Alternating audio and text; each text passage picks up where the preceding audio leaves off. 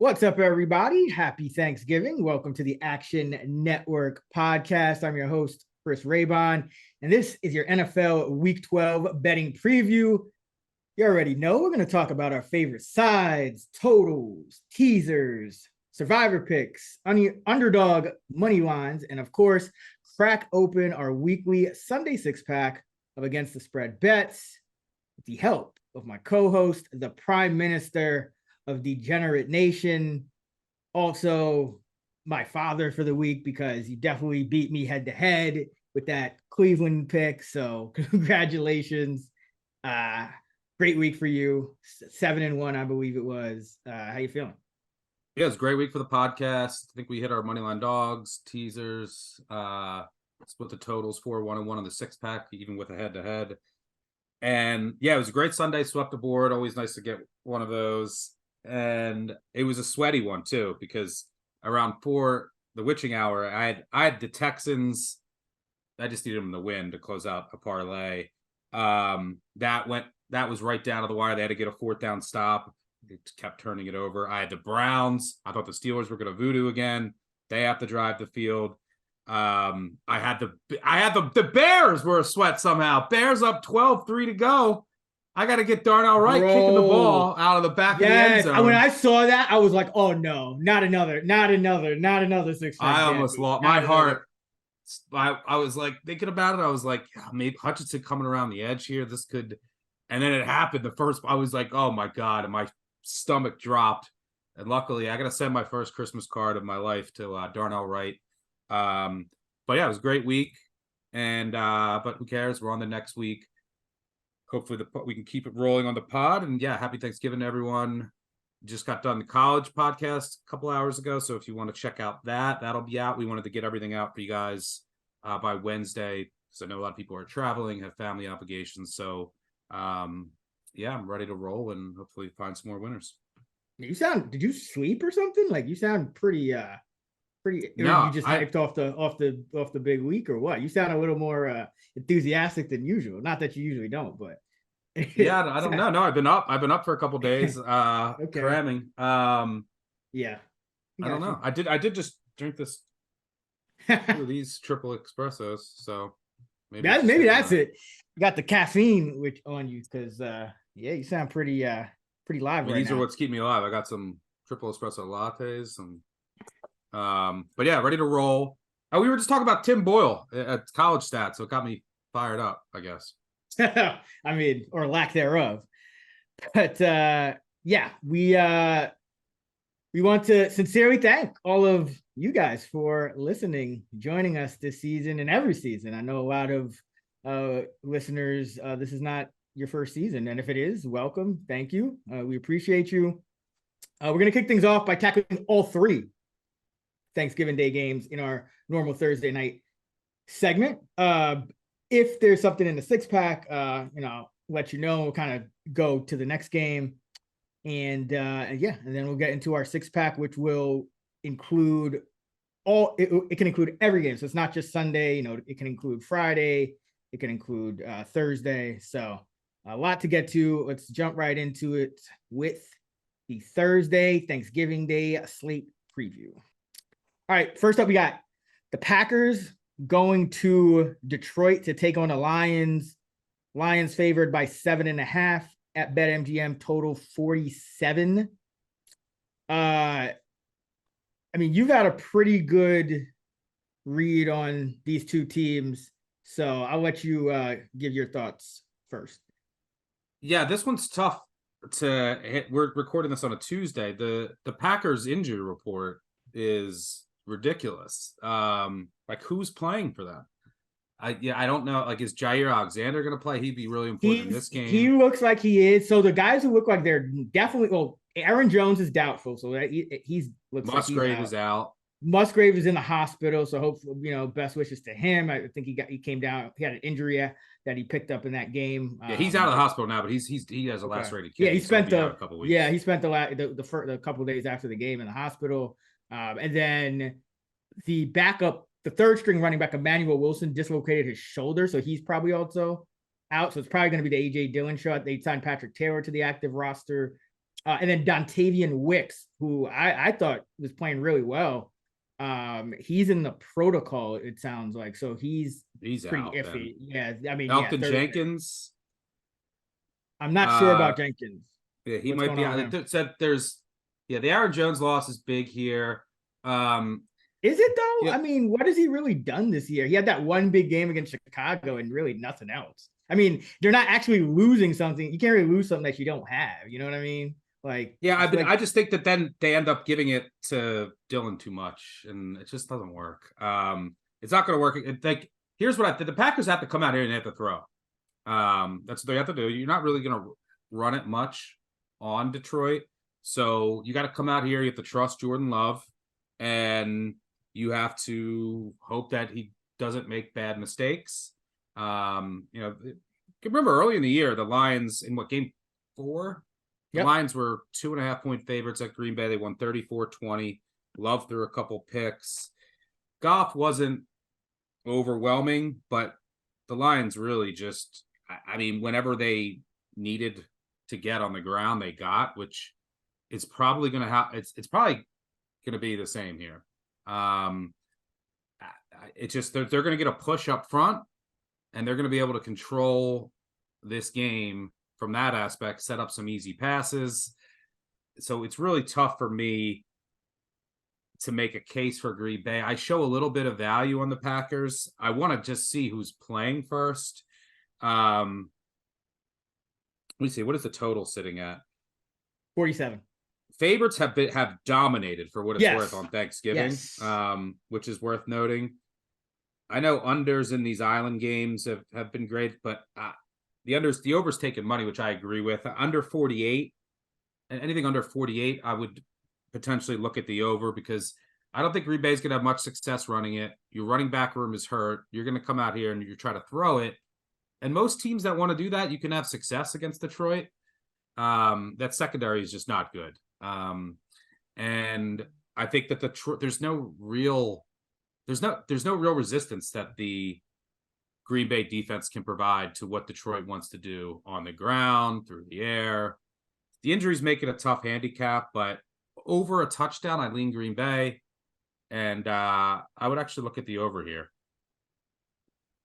Yeah, I thought about Green Bay, but I mean, my gut is actually telling me this is a spot where Detroit bounces back and Green Bay's luck comes to an end. Green Bay just doesn't seem like it can maintain consistency, and it makes sense. You're a young offense, and now you got Musgrave out, you got Wicks out. I mean, you still got your top 3 receivers. But that's like, you're just depleted going against this Lion team that finally has all its offensive pieces together, and just laid an egg on offense. It's also a short week. Most of the game hurts the younger team, right? Like less preparation time going on the road. Yeah.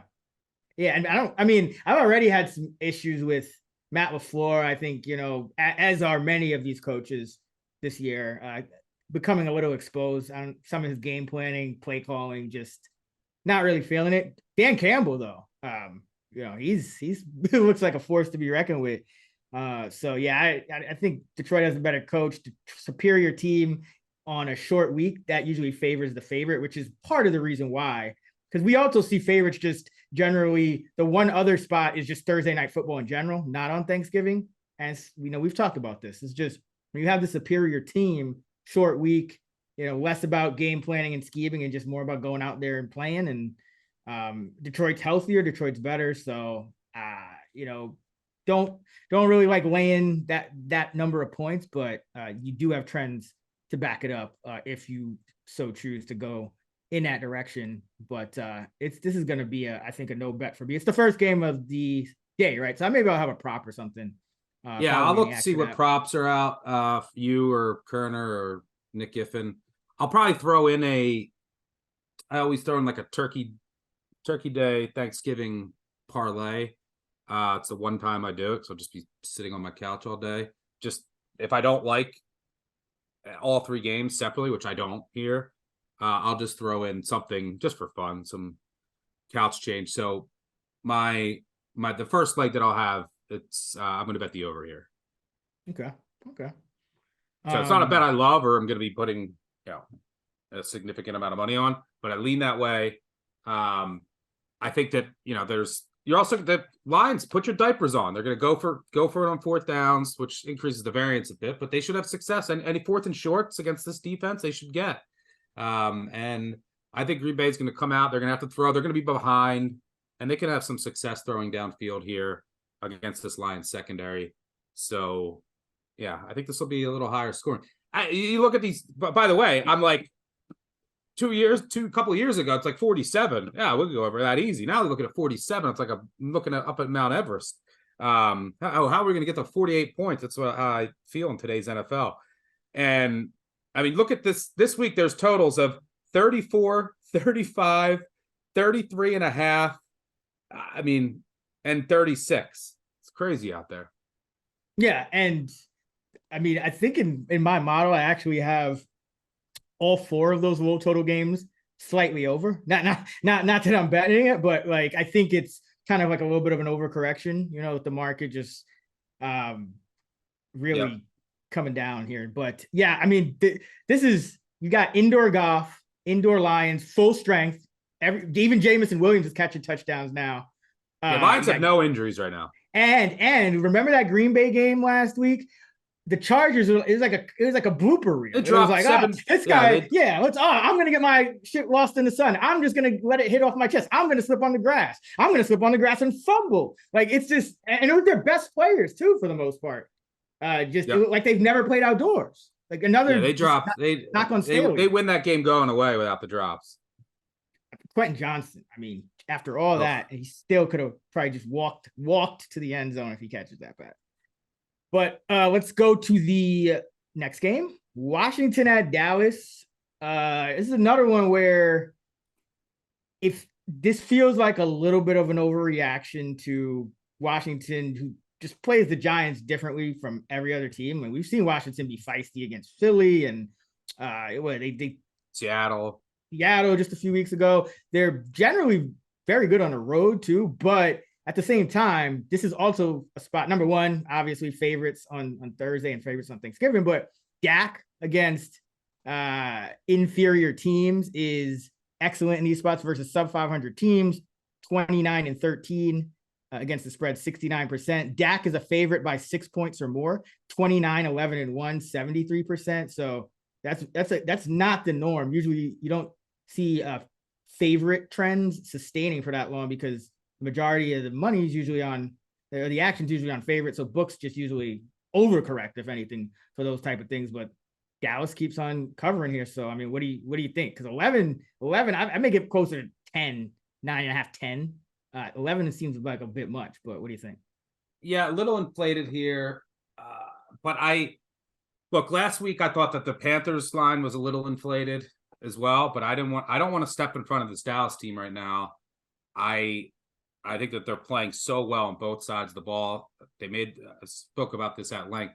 They made the offensive changes that I was looking for. Dak using his legs, throwing it more on early downs. Offensive line's fully healthy. Like Dak's going to be clean here.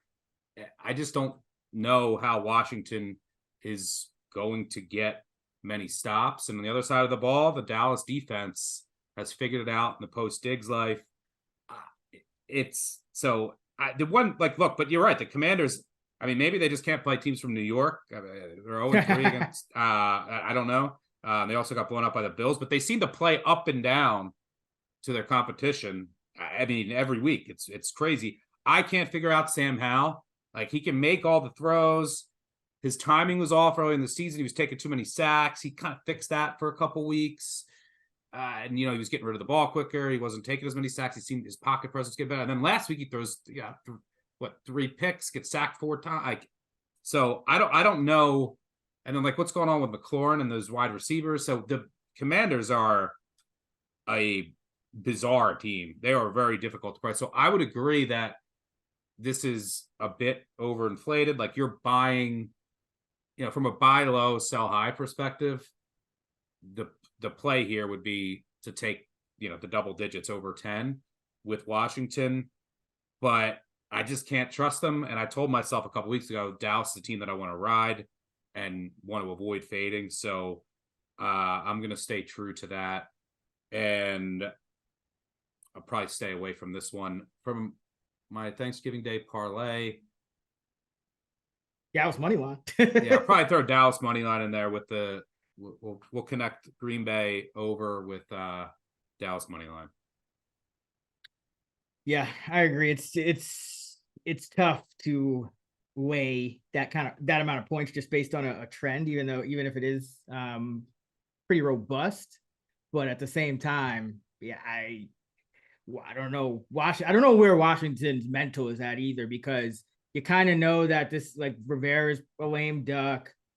Is Howell the guy or is he not? You already had a fire sale. You just had an embarrassing loss, but at this point, like, I think, are you trying to salvage anything, or is it like, was last week kind of the checkout point? Like, who knows? Like, that's what we'll have to see this Thursday.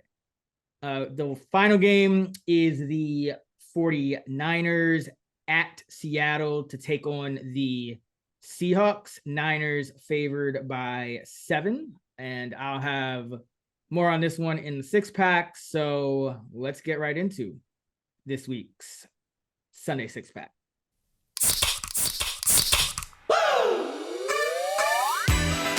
Thirsty for action? Let's crack open the Sunday 6-pack.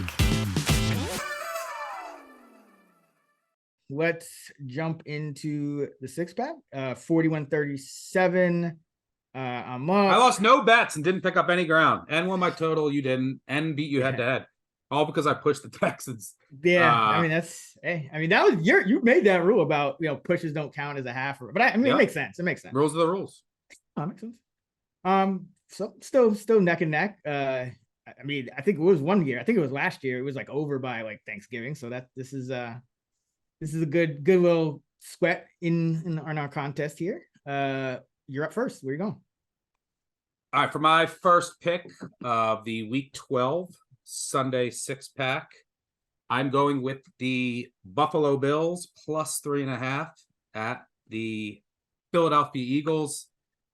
This is a rare bet. I placed this bet on Sunday before the Monday night game. All I wanted was the hook here. I have the Bills power rated after that Jets game. I had the Bills power rated ahead of the Eagles. People were like, "Oh my God, you can't have the Bills better than the Eagles. The Bills have 6 wins. The Eagles are 9-1, and they went to the Super Bowl." I mean, this Eagles team.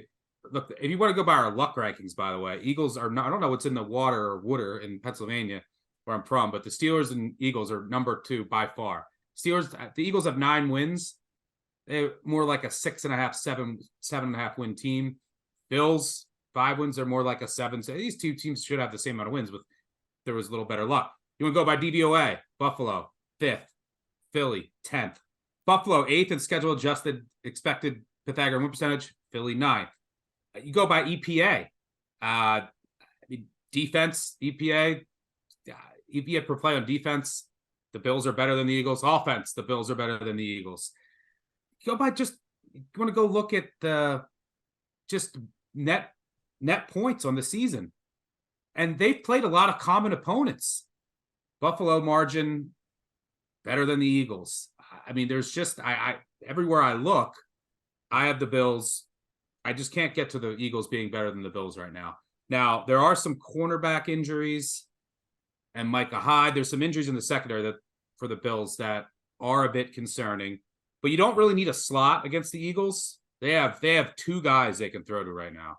Like, that's it. They throw a middle screen to Swift, or they try to throw it down the sidelines to their receivers. They have no one else.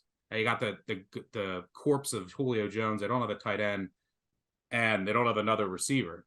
So it doesn't really hurt. I think if you have Benford and Rasul Douglas, who it clicked for him, it was going to take him a couple weeks, but he was spectacular last week. And he was going against Zach Wilson, but just where he was on the field. And he's a big upgrade, mainly because it's not Elam anymore. So I think if you have Benford and Douglas on the outside, I think Hyde will play, but it's not a given. I think you'll be okay. You're also seeing McDermott has figured out some of the other pieces, and their edge rushers. I brought this up with the Bills. It wasn't just the injuries that they had. It was the drop off, and now Dorian Williams has played a little bit better. He's not getting as many snaps in the game, but they had their other edge rushers were banged up too. Some of their older guys. Von Miller's finally starting to look a little bit healthier. But some of their other guys like Floyd, they were dealing with injuries and they finally look healthy. They can get pressure without blitzing. That's what you need to do against Jalen Hurts. But this Eagles offense just doesn't look right. Hurts can't really, he's not running it as much as he was last year, which is really hurting the offense. When he is the threat to run on every play, this offense is impossible to defend. I also think the play calling's taken a step back. Because he's not healthy and fully confident in the pocket, that just the accuracy isn't there. His deep ball has been great, but other than that, there's just this offense just looks off. And the Bills offense, by every metric, Allen has been great all year, even though people are like, he has so many interceptions. He has the 4th lowest pass defended rate in the NFL. He has the 9th lowest turnover worthy play. And this Eagles secondary has been, bad. You can throw over the middle of the field against them. They don't have a slot. This could be a huge Kincaid game. You saw Joe Brady bring some nuance and some changes to the offense, and people will laugh and say, as the Jets, that Jets defense got obliterated and had shut down every single offense with elite quarterbacks that they faced all season long, and the Bills just ran through them. It was a joke. They were absolutely dominant. So I like this matchup because what the Bills could do here, and they were finally using like Cook in the red zone more and in the passing game, but you saw Shakir have a big day. They can spread out Philly, put Allen in the gun, and when they spread out, they can go 4 wide, Kincaid, Shakir, and then you just have, Gabe Davis run wind sprints and go routes to take away a corner. I don't even think he was targeted last week, which was interesting. But they can spread Philly out, and Philly doesn't have the secondary. They don't have the guys to match up here. Allen's playing really well, and I mentioned this before. Sometimes the Bills' offense is just a little off. It's going to look good. They're still going to put up points, but then when it clicks, it's like a rocket ship for like 4 to 5 weeks. So yeah, I can't get to over a field goal here. I'm happy to take over field goal. Eagles have been one of the luckiest teams in the NFL. Go back to the Dallas game. They got destroyed. They were thoroughly outplayed. Dallas just stepping out of bounds, stopped at the 1. Philly recovered all 3 fumbles. Go back to the Chiefs. Yeah, Mahomes just throw it up in the red zone. Yeah, Kelsey getting, fumbling it in the red zone. Vada Scantling drops the game-winning touchdown pass. The red zone voodoo and the fumble voodoo. You had Hurts recover. These fumbles just keep falling into Philly's hands. So, yeah, Eagles have been extremely fortunate this season, and that's not going to last forever. A lot of voodoo, similar to the Steelers. I like the changes. It's a little unpredictability still with what Brady's going to do. Don't have a ton of film. And then the spot. Buffalo needs this game. Eagles coming off of a huge win at Kansas City, getting Super Bowl revenge, right? And you have Cowboys and 49ers coming up, but they were celebrating with their fans. Short week. You got to come back, short week, come back home to face the Bills. Bills, max effort here, fully focused. We need to win. The Eagles have just been sloppy. They've been getting away with it, but they have not looked great on either side of the ball for weeks, despite their record. And people are like, well, we're winning. Yeah, well, so the Steelers were 10-0 a couple of years ago. It happens sometimes. It's a game with an oblong ball. 3.5 with the Bills all day here. Yeah, I agree. I think the Bills they're right there with the Eagles. The Eagles are really the team that doesn't look quite right on either side of the ball, because even that secondary should be better. I know the corners are aging a little bit, but you talk about Slay, Bradbury. Now you got Bayard. Who am I missing? Blankenship. On paper, it's not a bad secondary, but you had Valdez. But that's all you have, open, though. There's no, and then you had no Watson depth. wide open last week. You could have got 2 third down and 4th down. You had guys wide open down the field. Just drop passes. Yeah, if you could spread them out, they don't have any. They can't match up because of the loss of Maddox. So if you could spread them out, and then you have like a guy like Kincaid, Shakir, they just don't have the corner depth to match up. I think Allen's gonna shred them here. Philly might have some success running the ball, but I actually think it's a decent matchup for the Buffalo defense. I just need like Bedford and Douglas and Hyde to play. Even if Teron Johnson is out, not as big of a loss as usual, so you can go heavy nickel here. So because the Eagles don't have like a slot that you need to shut down. So I assume that he's going to be out. I assume that Jackson's going to be out. They're both in concussion protocol. I mean, I guess they could play, but Buffalo plus 3.5 all day. Great spot. And I think it's an inflated number because of the Eagles' luck. Yeah, absolutely. All right. For my first pick and the second overall of the Week 12 6-pack, I'm going with the Houston Texans plus 1.5 at home against the Jaguars. Love this spot. Number one, I'm getting points with CJ Stroud, who we've talked about ad nauseum. Already one of the best quarterbacks in the league. And I like the matchup here too, because we know Jacksonville, one of the zone heaviest defenses in the league. Houston, number one in the league in adjusted net yards and attempt against zone coverage, 8.5. Last 3 games, Houston 30 points a game, 486 yards of total offense on average. And they left points on the table they didn't have a kicker in one of the games, a couple of bad interception in the red zone, some tip balls. So missed field goals, a lot of things going on. So it could have been even, they could have had even more points. And then I think Houston just plays better at home, which makes sense for, young quarterback, kind of new team, a lot of new pieces, new coach. But at home, 26 points per game, 410 yards on average of total offense, 6.1 yards per play, a point differential of 5.5. On the road, 21.6 points per game, just 344 yards, 5.4 yards a play. And their point differential is positive, but just by a half point. So much better home team. And the defense has been a lot better since the bye. Pre-bye, they were 23rd in success rate. They were giving up 344 yards a game. Since the bye, up to number 6 in defensive success rate, just under 40%. And they're giving up just under 315 yards a game. All 3 of their cornerbacks now rank in the top 36 at PFF out of 114 qualifiers. Stingley just got back. He's actually the worst one. Nelson and the slot corner Thomas are in the top 16. And this Jacksonville team, nice stacking up some wins here. They're up to 7-3, but I think they're a little bit overrated. Pythagorean theorem has them at 5.7 wins, so overachieving by over 1 win. They're averaging 5.1 yards a play, allowing 5.5. They're averaging 6.2 net yards per pass, allowing 6.4. They're averaging just 3.7 yards per carry and allowing 3.9. So, this team is, they're getting outgained on average by 7 yards per game. So this Jacksonville team, I think, is running a little bit lucky here. And if you look at who they beat and their performance, it varies drastically by the quality of opponent, specifically the quality of the quarterback and the offense. So Jacksonville versus Anthony Richardson, Desmond Ridder, Gardner Minshew, Derek Carr, Kenny Pickett, and Will Levis, 6-0 straight up, 6-0 against the spread, point differential of 13.3.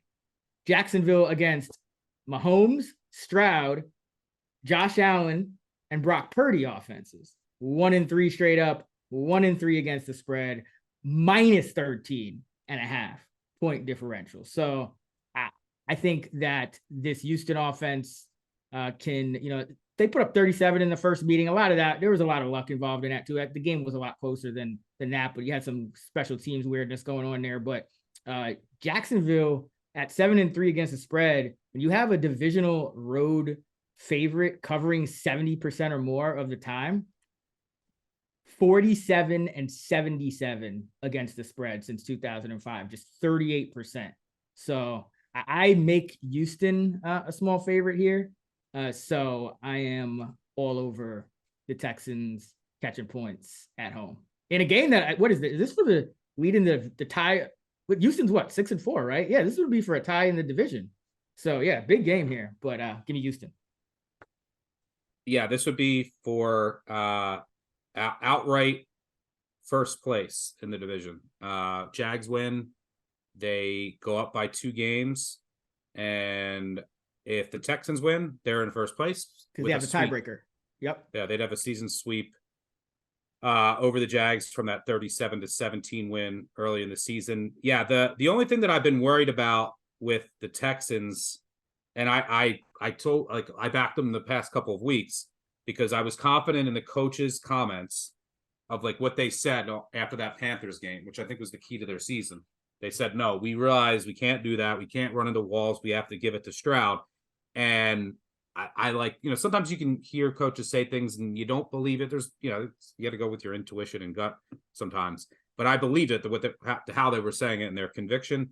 And last week was the perfect example of that. You're playing a Cardinals team that you can run on, right? But why run on? Why, waste too many runs when you have CJ Stroud? Last week against a bad run D, perfect mix. They, Singletary got 22 carries for 112 yards. Stroud drops back 38 times. Perfect. Throws for 340. And now you're going to go against a good run D that's attackable in the secondary. So I have full confidence the Texans aren't going to get too inefficient and bogged down running the ball. So I agree. I like the Texans here too. I'll have more on this later. All right, for my second pick and the third overall of the Week 12 Sunday six-pack, I am going with the Atlanta Falcons +1 at home against the New Orleans Saints. These two teams to me are like mirrors. I don't like really either one of them. I like the Falcons a little bit more overall, and the Falcons are a little bit healthier. Saints just lost Michael Thomas. They won't have Marshawn Lattimore. That's huge. Everything they want to do on defense. Falcons, by the way, the unluckiest team in our most recent luck rankings. Those things have been very good to bet. If you haven't checked them out, make sure you do on the Action Network app at actionnetwork.com. Falcons will get Onyemata back. Onyemata revenge game, maybe? They'll get Alfred back in the slot. He's been good there. And then the wild card. You want to hear a wild card for who's coming back for the Falcons this week? Who? Can you guess? Desmond Ridder? No, Desmond Ridder will start. I don't really care who starts for the Falcons. I don't have any difference. Parker Hesse. Parker Hesse. Oh, I saw that. He's off the practice squad injury list now. Yeah. Yeah. Okay. He's practicing. He's going to play. You might laugh at like, who the hell is Parker Hesse? But their run numbers last year when he's on the field, they use him as like a sixth offensive lineman. So I think that it can provide a boost to their run, which I can't figure out why the Falcons rush efficiency numbers are not better, right? You have good backs. Your offensive line is good run blocking unit. So maybe Hesse provides a boost, but I basically just think these two teams are pretty equal. Falcons are healthier. I don't like either staff. So there's no, it's kind of like incompetence versus incompetence. I'll take the Falcons kicker. I'll take the healthier team. I'll take the home field advantage. And in a game where if you look at both these teams, it's like, all right, they're both good against the run. And then like they both are pretty mirror, but I make the Falcons a slight favorite. I'll take them at home catching a point. I actually trust their offense a little more. I don't even know who's going to be at quarterback for the Saints. If it's Carr, I think it's probably going to be Carr coming off concussion protocol. But I don't think that there's much of a difference price-wise between Winston and Carr. And I think it's going to be Carr. And the way to attack this Atlanta team is you got to attack downfield. You got to hit explosive passing plays. That's just not something Carr's doing. So I guess I would prefer Carr to start here. But if Winston starts, I have a dog against Winston. I mean, he could throw picks. And so either way, I like the Falcons. I think they get this win. And I mean, this is just sidebar. That would just make sense. The NFC South, like all these teams are going to be like these three teams, the Bucks, Saints, and Falcons. They're all going to be like 7-8 going into the last weekend. Yeah, per usual.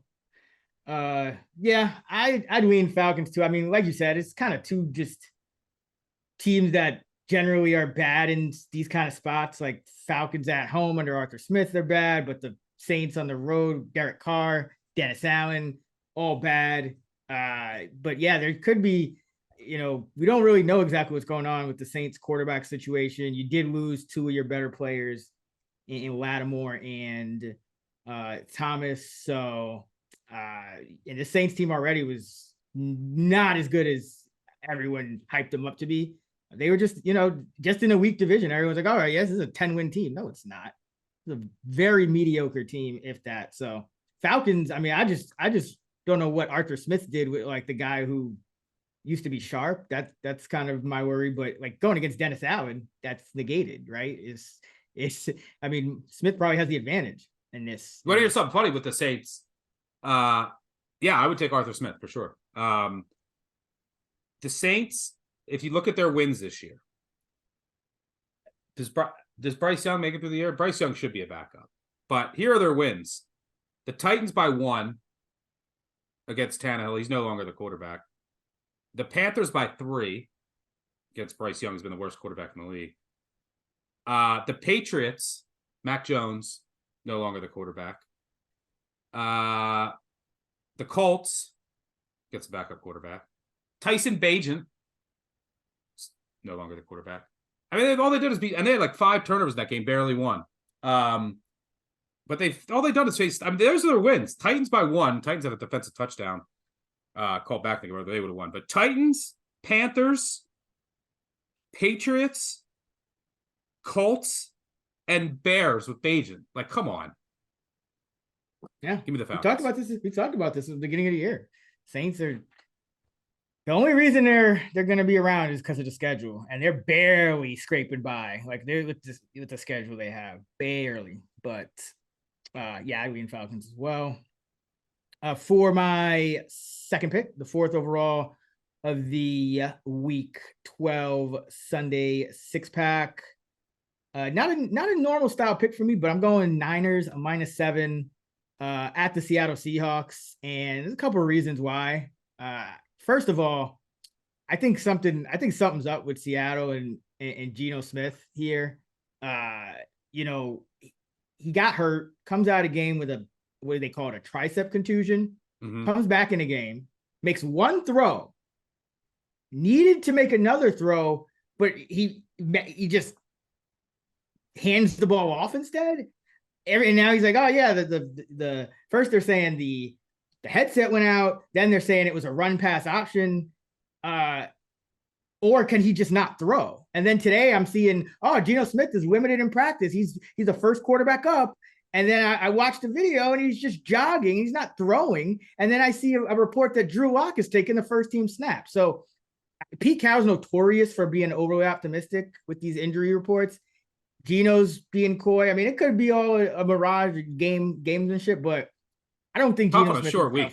Yeah, I don't think Geno's healthy. I'm going to say that. Like whether he starts or not. So I make this line about just a little over 7 with Geno in, but I make the total a lot higher with Geno in. So the fact that it's sitting at 43 is also kind of weird to me. But either way, that's just one part of it. If Geno plays against this defense, whoever plays, Lock, Geno, they're going to struggle because San Francisco, the defense, what they do is they stop explosive plays. They give up the fewest explosive plays in the league. And I mentioned, Hufanga, their safety got hurt, and he was great last year, pretty good this year. But Jair Brown, a rookie, has been playing even better than Hufanga. So another one of these situations, kind of like the Vikings, where like key guys get hurt and he's just not suffering any drop off. But Seahawks, really bad on third down, but really good at creating explosive plays. So they live off explosive plays, but they can't convert third downs. They're 6th in explosive play. That's how they get offense. They're bottom 3 in third down conversion rate. And this has been an issue going back to last year. Red zone too. So if you're facing a defense that's going to take away the explosives and force you to drive down the field, and by the way, a defense that's going to that can get pressure with 4. Yeah, get pressure on Geno. That's key. Yep, you can get pressure. You can even like this. They play a lot of zone, but they can man up if they want. And this is a situation they might do that. But there's so many options now. They have such a deep defensive line. They added Chase Young, they added Gregory. Like they're buying low on all these like former first round picks. And then you look back at the track record and it aligns perfectly with what you would think would happen when this Seahawk offense faces the Niner D. They faced each other 3 times last year with this kind of current construction of each squad, more or less. And Geno barely averaged 200 net passing yards per game. the same amount of turnovers as touchdowns, 3 each. So, 1 touchdown per game. He led the Seahawks to just 14 points per game, 14.3 points per game over the 3 meetings against the 49ers. So it's going to be a struggle. And before you even factor in the injury or the potential for Drew Lock, DK Metcalf also popped up as it did not practice on Tuesday. So that's never good on a short week. We only have 1 day of practice left. So Lockett isn't at 100%. Lockett's not 100%, and Kenneth Walker is looking likely to miss. He's out. So you're losing some explosiveness there. So just a lot of things, just suboptimal, like worst case scenario on a short week for Seattle. And then let's flip it over to the San Francisco offense, because the thing about the San Francisco offense is they finally have Debo, Ayuk, Kittle, Trent Williams all healthy at the same time. And this year, they've had those guys healthy 7 games, and they've had at least one of them out in the other 3. And in the 7 with them all together, San Francisco averaging 31 points a game with a point differential of 17.5, with at least one of them out. Doesn't matter. Could be more than one, could be one. Doesn't matter how many. At least one of them out, 21 points per game, and a slightly negative point differential. San Francisco offense is top 6 on third down for the whole year, regardless of who's in and who's out. They're top 6 on third down, top 6 in the red zone. Seattle defense, bottom 5 on third down, bottom 5 in the red zone. So on one side, you have a team that stops explosive plays that Seattle lives on. On the other side, you have a Seattle team that can't stop, the situations that San Francisco just slices and dices you up and puts points on the board. And then if you just look back and you say, okay, short week, it is, tough place to play in Seattle. But San Francisco has, got in there and won by at least 8 last year. I think it was Purdy's first or second start, but it's a tough place to play. But if you look back and say, okay, I think San Francisco is going to win because Seattle's pretty banged up. San Francisco's a better team, all the matchup things I just mentioned. Well, San Francisco, when they win big. They're kind of like Buffalo was, last year. All 7 wins this year by at least 7 points for the Niners. 6 of the 7 wins this year by 13 or more. If you go back to the start of last season, 20 of their 22 wins, including the postseason, have been by at least 7. 18 of their last 22 wins have been by 8 or more, which is relevant now that the lines moved to 7 at most spots. And Brock Purdy, 13 of his 14 wins have come by at least 7. 11 of his 14 have come by at least 8 in his career starts, which means 72% of Brock Purdy starts, period, have ended with them winning by 7. 61% of his starts have ended with them winning by 8. And that's all throughout all games. In the division, Brock Purdy, average margin of victory, 15.4. Never lost a division game. Every single win has been by at least 7 points. And you go back just to the start of last year, every single division game San Francisco's played, they've won, and they've won by 7 or more. So, and then you factor in Thanksgiving favorites since 2004, 36-18 against the spread, 67%. Road favorites on Thanksgiving, 19-6, 75%. Public favorites, which is rare that, public favorites do well, because again, that's kind of what the books are trying to avoid. But public favorites on Thanksgiving, 28-13, 68% against the spread over the past 2 decades. So going with the 49ers, I just think it's a brutal spot for Seattle. Like, the home field is worth more than most home fields, but that's pretty much the only thing Seattle has working in its favor right now. Brutal matchup, brutal injury luck. So give me the Niners. Yeah, I like the Niners here. I'll have money line. That'll be close out my Thanksgiving parlay. Only thing I worry about, Seattle, a lot of runs, ton of zone. You just got to avoid the Purdy mistakes. But the Seattle defense, I've been saying it for weeks, is overrated as a whole. If you go back early in the season, people were like, the Seattle run D is really good. Since week 5, 30th in EPA per rush. And if you look, so what happened before week 5? You had 3 games. Here were the 3 games. They played the Panthers. The Panthers, Dalton threw it 60 times. They only ran it 14 times in that game for 40 yards. So they were just playing from behind, throwing it. So obviously they did nothing on the ground. And it's the Panthers. They can't run it. Then they played the Giants, who had third-string offensive lineman with Matt Breida as their lead back.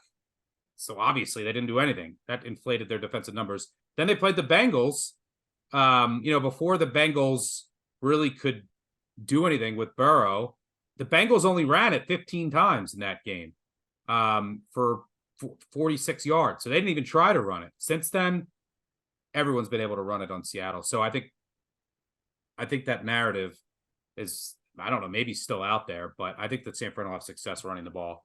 And that's the foundation to everything. Speaking of narratives, because we both kind of talked about it and said, Brock Purdy's been a little suspect against some zone coverages at certain points. Well, had 2 big games. You had that big game against Jacksonville, predominant zone team. And now, if you look offenses throughout the league, number 1, I already mentioned, in adjusted net yards per pass against zone coverage is the Houston Texans. Number 2, none other than the San Francisco 49ers. So whatever concerns we had kind of eliminated those in short order. And I really think it just comes down Purdy's fine. Purdy's fine against zone. He's really good against man. It's just that every once in a while, as you'd expect, he hasn't even played a full season worth of games. He just will not see a linebacker or something and then and throw a pick, not see somebody. But yeah, overall, I mean, this offense works against any defense. Yeah, I mean, it's really, I think the key is really having all of those studs healthy, because when you have Debo, Kittle, Ayuk, and McCaffrey and Trent Williams blocking with Purdy's accuracy and anticipation, and it's just and then Shanahan's play calling. I mean, San Francisco doesn't even have. They could have a shitty defense, and this team would still cover by margin over a lot of teams. I mean, this team is they're 6 of the 7 wins by 13 or more. I mean, that's pretty absurd. So, give me the Niners. Where are you going with your third? Yeah, the one thing that you still have to worry about with Purdy, the pressure.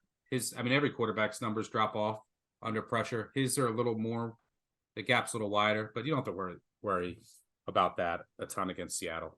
For my third pick and the 5th overall of the Week 12 Sunday 6-pack, I'm going with the Cincinnati Bengals +1 against the Pittsburgh Steelers. Back to the formula. One of the things that the Steelers voodoo regression that's coming, one of the things that makes me happy is that they play a ton of backup quarterbacks, which means, I was happy. I wasn't, like I said last week, when Watson was out, I was like, oh yeah, I get the Browns at under a field goal now. Similar spot here. So look, number 1, the Steelers, they're still number 1 in our luck rankings for a reason. Last week, they were projected to lose 19-5 in that game.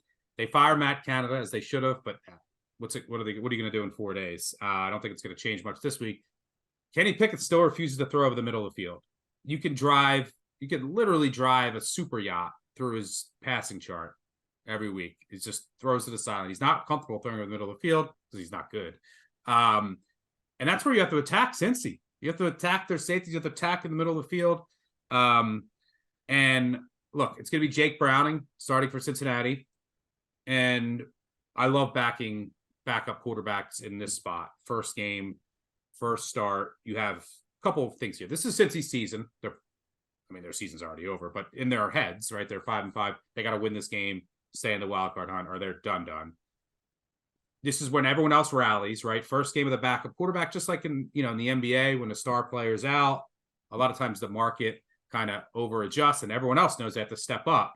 And then you get like a great effort that game. And then the next game after the stars, you come back down to earth.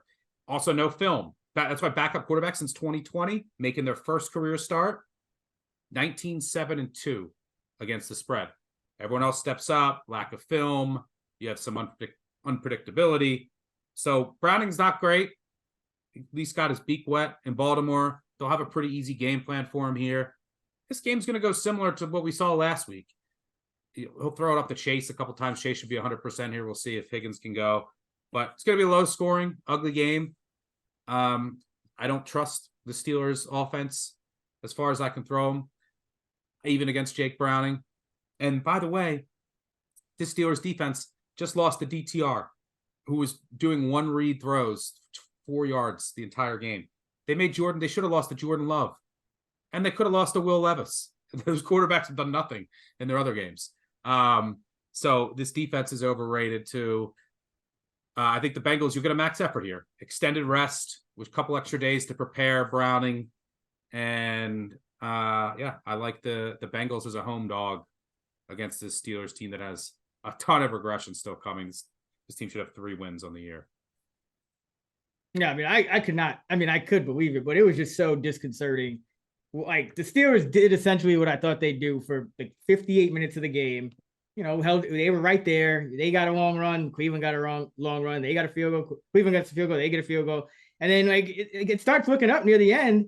And then like red zone cuts away and it cuts back and like DTR is already past midfield. And after they punted it inside like the 15, I'm like, what in the hell? Like, so yeah, this defense, man, it's got some good players, but there are definitely holes. The only thing I think it would have been more ideal if Matt Canada hadn't been fired, honestly, because now you have some of that, new you could change up some magic things. on the There's other an element of side. surprise for them. You do have, and that's not. I mean, we've seen this with the Bills. We've seen this with the Raiders. It's not ideal, but I mean, I can't knock it. I can't knock you for betting on the Steelers to continue to regress and fading Kenny Pickett, who Kenny Pickett's he's laying points on the road. So I mean, yeah, I honestly think that they'd be better with Bortles, aka Trubisky, at this point. My third pick and the 6th overall of the Week 12 Sunday 6-pack, I am going with the Los Angeles Rams -1 at the Arizona Cardinals. And this is one where I've adjusted for Kyler. I've adjusted for Cooper Kupp being out, which seems like he's going to be ankle injury. They're calling him day to day, but I'm thinking he's going to be out. But I've adjusted the Cardinals up for Kyler, knocked the Rams down for Cooper Kupp, and I still make the Rams, closer to a field goal favorite here on the road. So going with the Rams here, I just think they are the better team. And I think Arizona's luck is going to run out. Whereas I think the Rams haven't fully hit their stride yet. I think they're a little better than the product that we've seen on the field. It's just Rams are another team. They started hot on offense and Nakua broke out, but just hasn't seemed quite right. And maybe Kyron Williams coming back will help because he's number 1 in the entire league in rush success rate. The only player that has a higher success rate on rush attempts than Jalen Hurts is Kyron Williams. So that's a good thing for the Rams. But overall, when I look at this Cardinal team, that offense, I still don't think it's been a massive upgrade from Murray to Dobbs. Murray's definitely added, made some great plays with his legs. But you look at Arizona last week, for example, they catch Houston napping with Rondale Moore, who almost never goes deep anymore. He goes deep, catches a touchdown. That's 2 minutes into the game, minute and a half into the game. They spend the next 58 and a half minutes. They score 10 points, even though they got gifted 3 turnovers and a missed field goal of nearly 50 yards. So I think this Arizona team, they got lucky with the getting to play the Falcons. No Grady Jarrett at home to start, and then I guess they covered. Onyemata was out too. Yeah, both of those guys was huge. Yeah, they're running away. They were running a little lucky, and the way I look at it is the Falcons a couple weeks ago were laying 2.5 for much of the week on the road in Arizona, and I have the Rams rated better than the Falcons. So to get a point, and some books I'm seeing like a pick 'em or a +1, so definitely shop around. Can also take money line. I'm totally cool with that, but I think this Ram team is just better. I think they have some positive regression coming. They have just 3 wins on a year, tough schedule, but their Pythagorean theorem says they should have 4.3 wins. And that's even with the Brett Rippon catastrophe game included in that. So I think the Rams are just the better squad here. And when you look at the Cardinals and Kyler Murray, this is where you want to fade him generally at home in the division. Kyler's one of those quarterbacks that, you catching him as a dog on the road generally exceed expectations, which makes sense. He can create things out of thin air, but in these kind of spots, home games, division, he tends to struggle. He struggled with this Raheem Morris defense through a lot of different iterations, but overall, he's just 3-8, 27% against the spread at home in the division, failing to cover by an average of 7.5 points per game. So over a touchdown, the spread has been too high on Kyler in these spots. So you could probably wait on this one because I think the money is on Arizona here. Money's coming in Arizona. So that's why you haven't seen me put it in the app yet. I'll see where it ends up. At the end of the day, if I do miss it, I'm just going to take Rams money line, but I think there's a chance we might get the Rams +1 or even better than that. So give me LA on the road against this number 31 ranked defense in Arizona that, by the way, just lost their green dot in Kaiser White. So this Ram team, probably their best offensive game was against the Cardinals earlier this year. Kyron's back. He had a big game. So I think they can do enough here. And they have the better of the two defenses, and I think they have the better of the two offenses as well. So give me the Rams. No feel here about leading that way. It's the circle of life in the NFC West. Rams on the Cardinals, who on the 49ers, who on the Rams, who also on the Seahawks. But yeah, Rams are nothing. All right. So to recap, Stuck has the Bills +3.5, the Falcons +1, and the Bengals +1. I have the Texans +1.5. Niners -7, Rams -1. This week's Pep Talk comes to us from a 1990 film, My Blue Heaven. And we got to dedicate this one to everyone's favorite NFL Italian-American right now, the one and only Tommy DeVito, fresh off a dub against the Washington Commanders. I was in a hurry. I was on my way to church to say a few novenas for Thanksgiving. Thanksgiving is not a Catholic holiday. Thanksgiving is very big with the Italians. Turkey cacciatore, sweet potato parmesan. There is no such thing as Thanksgiving in Italy. It is an American holiday. Ever been to Sicily by any chance? No. Thanksgiving is very big in Sicily on account of the large number of Sicilians who went to America and then got thrown back out. So best of luck to you cowards out there. You know who you are. Let's get into favorite total of the week. All right. You went first for the 6-pack. So I'll go first on the total. I'm going with the Chiefs Raiders under 43. Another one, shop around, see if you can get a 43.5. But this is a very good Chiefs defense on one side, number 3 in DVOA.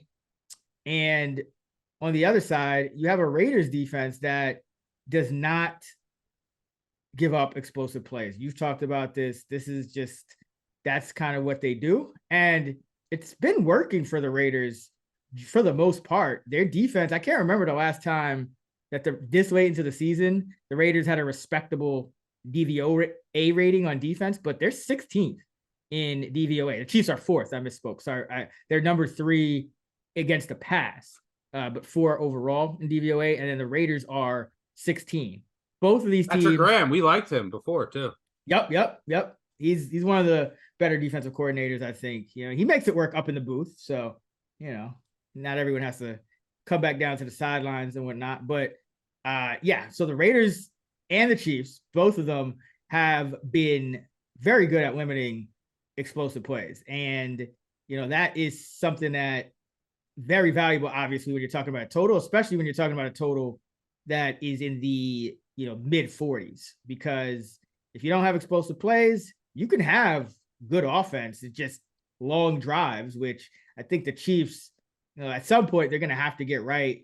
People are going to have to stop dropping passes, but the Vegas defense is giving up the fifth fewest explosives. So it's not going to be easy. He's probably going to take some longer drives, probably lean on the run. Pacheco's been playing well. And on the other side, Kansas City's giving up the 7th fewest explosive plays themselves. I mentioned it, top 4 in DVOA, number 3 against the pass. Aiden O'Connell is liable to take sacks. And coming off a 3-pick game, I kind of like situations like this for unders because, when you're coming off a 3-pick game, especially it's his first multi-interception game in the pros, I think, you're going to come out the next week, be a little more conservative. Yeah. Try not to turn the ball over. And maybe the sacks come back because, that first start against the Chargers, you had 7 sacks. Then you played the Bears in relief. You didn't get sacked. You played the Giants who get no, they were just out of sorts and didn't get any sacks. But then 3 sacks against the Jets, 2 more against Miami. So I think you might see even, 3, 4, 5 in this game. Anything, not to throw the picks again, just keep him in the game. And the Raiders, I'm sure, Antonio Pierce is now the head coach, defensive guy. So I'm sure he is going to have that mentality of let's shorten the game. Let's keep the ball out of Patrick Mahomes' hands.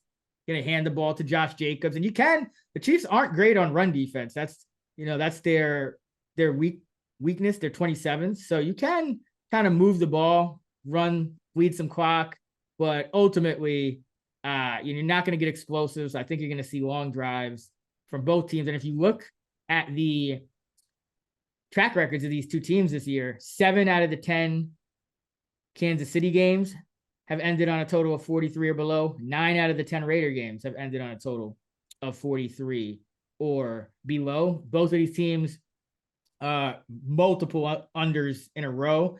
When both teams in a game have gone under at least 3 times in a row entering the matchup, 47, 28, and 1 to the under in that next game, 63% over the last 2 decades. So, sometimes things like that reverse, but this is kind of well established what these two teams do and what they are. And I think the Chiefs, I think both of these teams, really, the market's been a little slow, especially the casual better, just a little bit slow. Probably you think of the Chiefs, great offense, but defense that just does enough. But their defense against the pass is excellent this year. And then the Raiders, same thing. I think the Raiders, oh man, they're one of the worst defenses in the league because they have been for 2 decades now. But they're right there, right on average, slightly above average, and not giving up big plays. So both of these defenses, I think, are underrated. And in 2023, when you have a total in the 40s, and I can get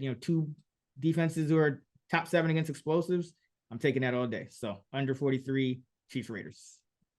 Yeah, and the Chiefs can't score in the second half. I'd like it. For my favorite total, I'm going back to an over. I'm going to go Colts Bucks over 43.5. Couple things working in why I like this total. One, Colts play fast, which will help. Bucks middle of the road in pace. But Bucks defense really good against the run, as you'd expect. But you can get them in the secondary, especially now. You got Dean, Davis, and David are all hurt. Their Ds are all hurt on defense. I don't think any of them are going to play this week. We'll see. But that back end can be exposed. And on the other side, the Colts defense, talk about a secondary that could be exposed. Their secondary is awful. They also miss Grover Stewart up front, especially in the run game. Kwity Paye's not at 100%. They just cut Leonard. What is that his name? Yep. Shaq Leonard. Yep. Shaq Leonard. Formerly Darius. Yeah. What happened there? He just couldn't play. He was just too slow. Like the injury just took their toll. So essentially, they wanted to use him just like a 2-down, early down linebacker, but he was like vocally asking, just like, I don't know anyone in particular, but essentially the media, like, what am I doing wrong? Like, why am I not playing? So it's a locker room thing. They got to get rid of him. Essentially, well, and a quality of play thing. Like, he just wasn't good enough to keep on the field, and he wasn't essentially one of their top linebacker, like top 3, I guess. Oh, he's been awful this year. Yeah. But But cutting him, do you get? There's no benefit. It's very odd.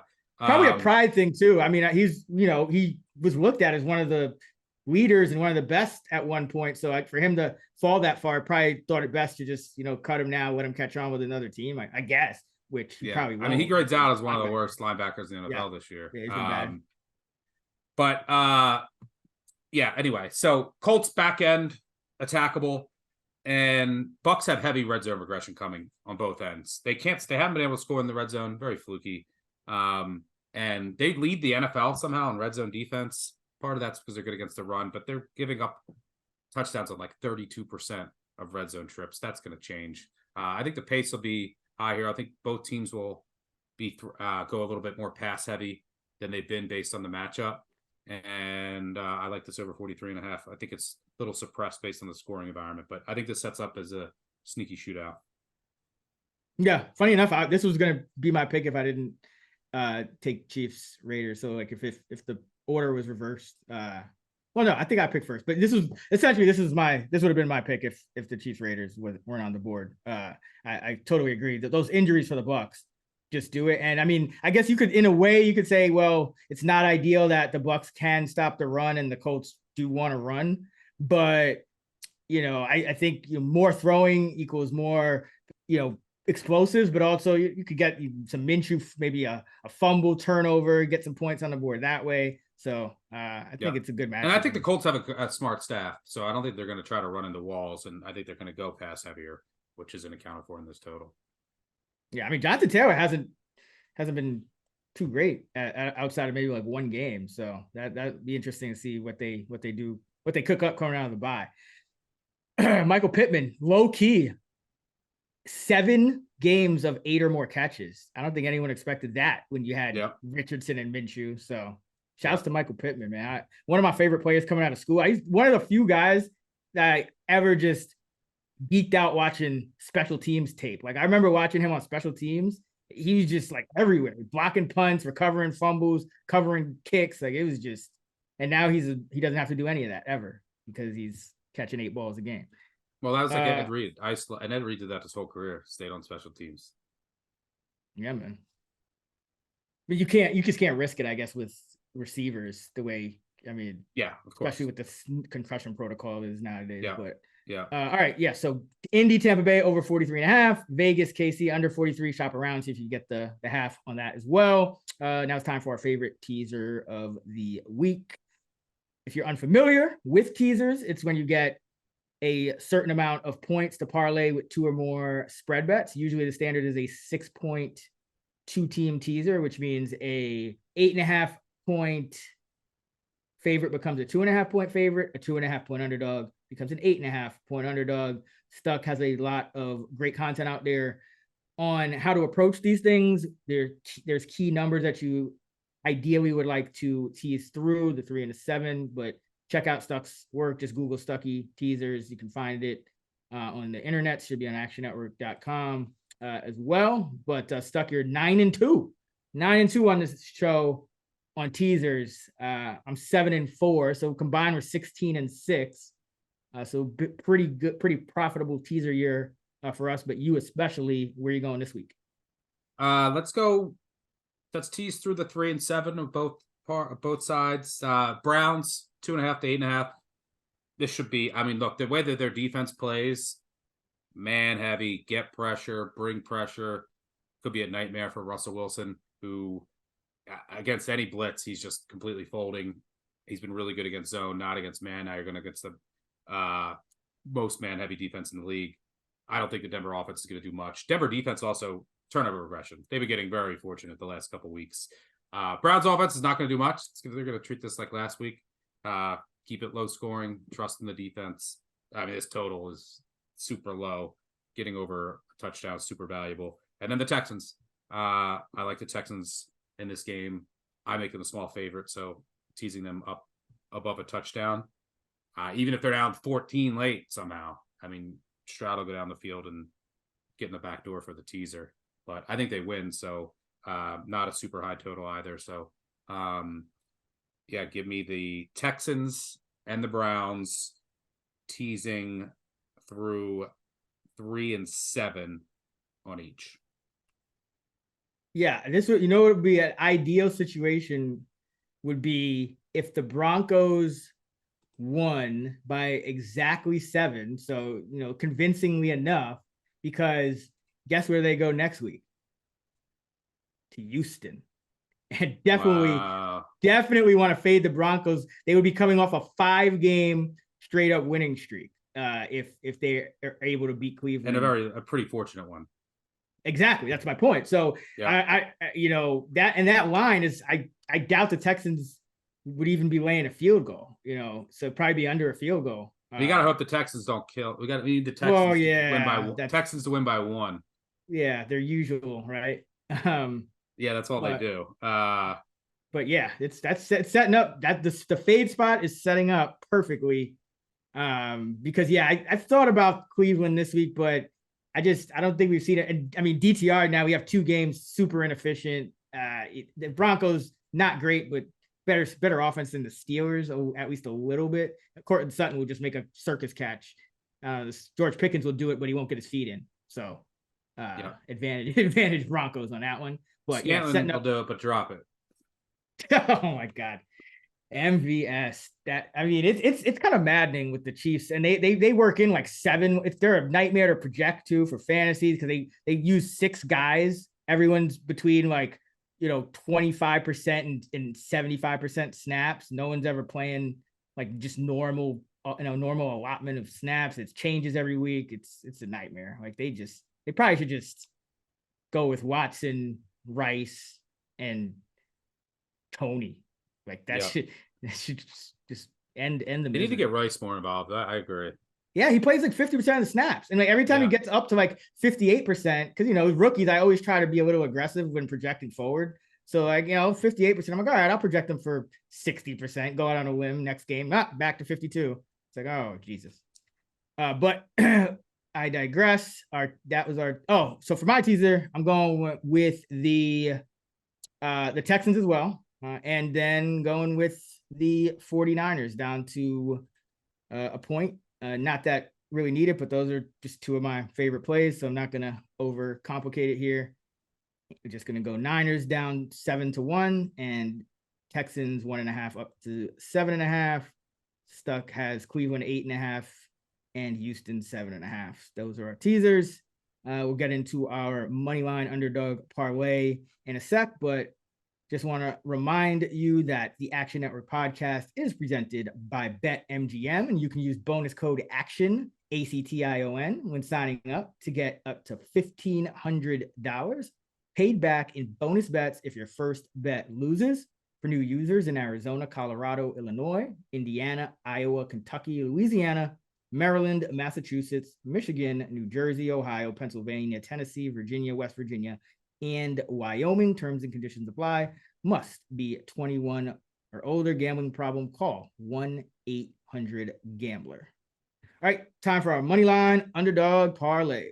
So we hit the plus 360 with the Rams and Packers last week. So let's keep it going.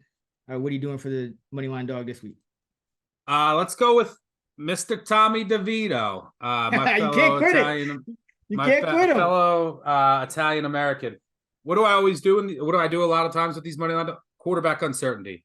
So yeah, obviously there's still uncertainty with DeVito. He was better last week. But the Patriots, we don't even know who their quarterback's going to be. Bill Belichick came out and said, everyone be ready to go. I'll let everyone know the quarterback is on Sunday. I mean, who knows? Will Greer, Bailey Zappi. I don't think it's going to be Mac Jones. But what you want with a moneyline dog, ideally, is uncertainty. And we have that here. Who knows what the Patriots are going to look like. They're just a mess. They're a mess. Belichick has lost it. The team has lost it. The Giants are still fighting, at least. And yeah, give me the New York Giants with all the uncertainty. Yeah, that even that plus 3 was looking pretty tempting. I mean, the Patriots shouldn't be favored on the road versus anyone by that margin. But at the same time, the Giants got so lucky with 6 turnovers that this is just a shit show. So yeah, I think this is kind of the perfect time to take a money line dog. I'll go with the Buffalo Bills here simply because I think they can win. But I also, the Eagles, when they do win, it doesn't ever seem to come down to a field goal anyway. It's always like, beat Dallas by 5 and the Chiefs by 4. It's like, it's one of those teams that I don't mind just taking the money line here with Buffalo. You already broke it down, so I'm not going to belabor the point, but Buffalo is plus 145 on the money line, and the G-men are plus 140. So got some nice juice here. So if you parlay the G-men plus 140, the Bills plus 145, you get plus 488.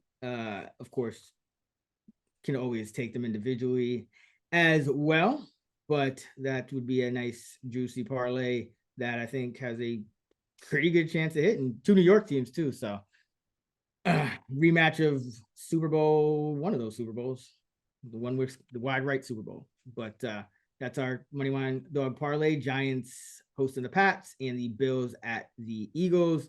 Now it's time for the best of the rest, games we haven't covered in any other segment, but are still, as they say, meaningful to some. All right, first up, we got the Black Friday game, Miami at the Jets. Dolphins favored by 10 on the road. The total is 41. I mean, this is tough because just from a pure power rating perspective, even after adjusting, I mean, and you can only adjust so much when the starting point is Zach Wilson, but even after adjusting, 10 is a lot. It's inflated, but yeah, but I cannot bring myself to back Boyle. We were talking about him off air. I mean, there's really nothing positive. What did you say? He threw like 1 touchdown and 14 interceptions in college. Like, bro, that was his real stat line. 1 to How did he 14. get to the NFL? I don't know. He must be like a really smart scout guy that can just knows the plays, and because he just was behind Rodgers forever. Yeah, I think he's a smart guy and knew who to hitch his ride to, because he's just Rodgers' personal caddy, it seems like. Yeah, he did start 3 games, covered 2 somehow with the Lions a couple of years back. You had him in the 6-pack 1 week. He lost all 3, but he covered 1, got blown out by Seattle. Yeah, covered 2. Covered 2 of the 3. I can't get to this number. The Jets defense is still really good. They got embarrassed last week. The Dolphins, I was surprised their offense looked as poor as it did last week. After the bye week. I also expected their defense to, I mean, that game went under with ease, but like I expected a crisper effort from Miami. It was a little disappointing. But anytime that Jets defense, you can get double digits at home after an embarrassing effort. And if Boyle's awful, I mean, I think Simeon would be the better option. I bet he'll probably have a quick hook, and you'll go to Simeon quick. That's what Saleh said. He's very, very short leash, like the backup that's ready to go. That just gave me. I hope. I don't know if I think I saw a 160 for Boyle passing yards, but I don't know where that was, and I don't know if it's out everywhere. But yeah, that's a great fade spot for a prop if a quarterback on a short leash under his passing yardage. Yeah, because he could still go under anyway. Yeah. Right. So yeah, I'll be looking for that. But yeah, I mean, did you take the plunge already, or are you going to? I haven't. I'm thinking about it. I'm thinking about it. I really don't want to. Like, it's just I guess it depends what kind of mood I'm in after I wake up on Friday morning, probably. It's Jets or nothing. Yeah. Oh, yeah. Absolutely. Like, I see some people, some money's coming in on Miami, and listen, I get it, but like this is why we crunch the numbers. The Jets have, and listen, and that's why it's kind of psychologically hard to do, because the Jets have been losing big in spots where there's any competent offense on the other side. I mean, the Chargers beat them by 20. Panthers.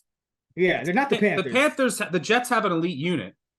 The Panthers are just that every once in a while there's a team, regardless of your numbers, there's a team that you just can't catch up to. Right? Yeah, you adjust. Yeah. The Panthers, to me too, they're unbettable. I bet them once, and I'm like, nope. And they're playing the Titans. I'm not laying. We didn't talk about that game. But I'm not. Any other team. Will Levis laying 3.5. Like you gotta fade the other side. But like the Panthers, nope. Don't trust him. I spent 4 seconds on that game. I just looked at it and said, nope. No. Derrick Henry will probably have a big game, but I mean, yeah, and that's the next game. So 3.5. The Titans are favored by at home. Total 36.5. Will Levis did not practice on. He was not. Let me say this again. He was not spotted at practice on Tuesday, which I believe is just a walkthrough anyway. So not a massive concern because I think Tannehill's healthy, but kind of interesting, I guess, because I don't know anymore if Tannehill might actually be an upgrade over Levis, the way Levis has played since that Falcon game. So if something, does transpire, I think the Titans become a little bit more palatable, but I'm not laying points with the rookie quarterback at 3.5 and more than a hook, no less, in a low total game. But you just can't touch the Panthers. So yeah, I don't think we need to spend any more time on that. Pass. Let's Ravens Chargers. What are your thoughts on Baltimore in this one? They had the long rest. The Chargers, I mean, another one. I mean, Brandon Staley has to be coaching for his job at this point. I mean, it's not like you're expecting to beat the Ravens because they're the better team, but you pretty much have to beat the Ravens because you expected to be a playoff team and you just lost to the Packers. So this is kind of a must-win game for the Chargers, but they're 3.5-point underdogs at home. The total's 47. What are you thinking? Yeah, extended rest of the Ravens. There's not a big home field for the Chargers either, but over a field goal, I'd lean Chargers here. You have, I don't know. We'll see. There's some injuries that I want to watch for the Ravens. I mean, Mark Andrews obviously is a big loss. We'll see on Humphrey, and then Stanley as well. But so I think that this is like your desperation Charger spot. And anytime you can get Herbert, as like they should have won last week. There's a ton of drops. Anytime you can get Herbert as a dog over a field goal, it's intriguing. And the Ravens secondary, especially they've benefited so much from quarterback luck, like who they faced. It's a really good defense, one of the best defenses in the NFL. But like every week, I mean, then you have Burrow gets hurt against them. You face Burrow as a ghost in the week 2 or week 1. So I think there's a little bit of value on the Chargers about field goal, but it's not a great matchup. Like the way that they play defense, and now you don't have Bosa. Schematically, it's bad. Lamar's ankle, he says it's 100%. That's some more uncertainty in this game. He was like jumping around. They asked him about it, and he was like was jumping up and down, said I'm 100%. So presumably that's not an issue. But the offense it's not the same without Andrews. They'll have to get Likely and company more involved, and they'll have to do more when Andrews isn't on the field. But small lean to the Chargers just on a gut feel. Feels like a field goal game to me.